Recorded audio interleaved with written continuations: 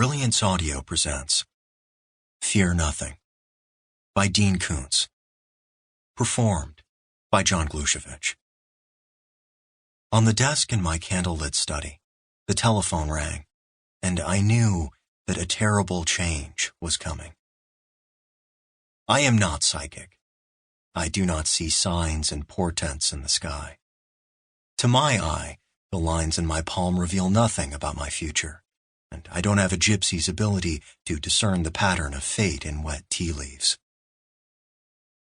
My father had been dying for days, however, and after spending the previous night at his bedside, blotting the sweat from his brow and listening to his labored breathing, I knew that he couldn't hold on for much longer. I dreaded losing him and being, for the first time in my 28 years, alone. I am an only son, an only child, and my mother passed away 2 years ago. Her death had been a shock, but at least she had not been forced to endure a lingering illness. Last night, just before dawn, exhausted, I had returned home to sleep, but I had not slept much or well.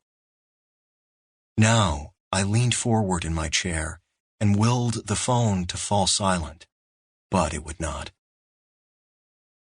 The dog also knew what the ringing meant.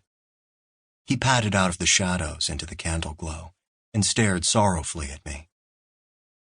Unlike others of his kind, he will hold any man's or woman's gaze as long as he is interested.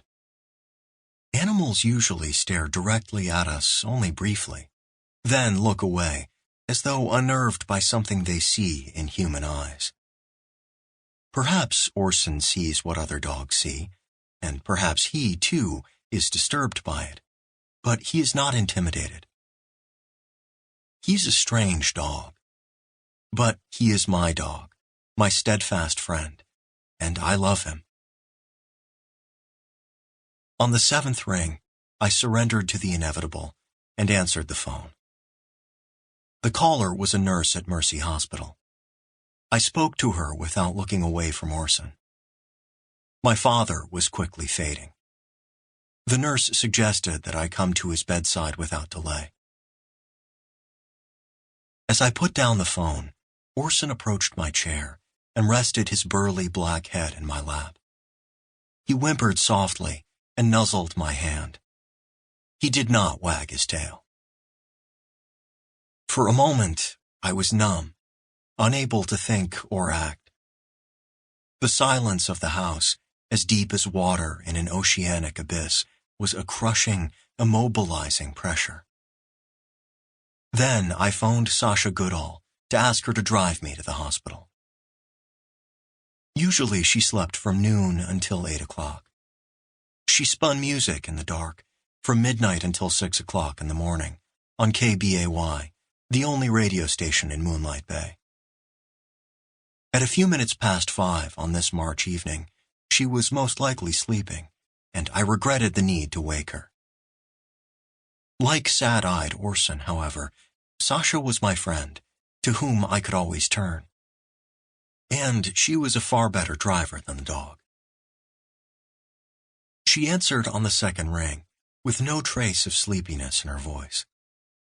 Before I could tell her what had happened, she said, "Chris, I'm so sorry," as though she had been waiting for this call, and as if in the ringing of her phone she had heard the same ominous note that Orson and I had heard in mine.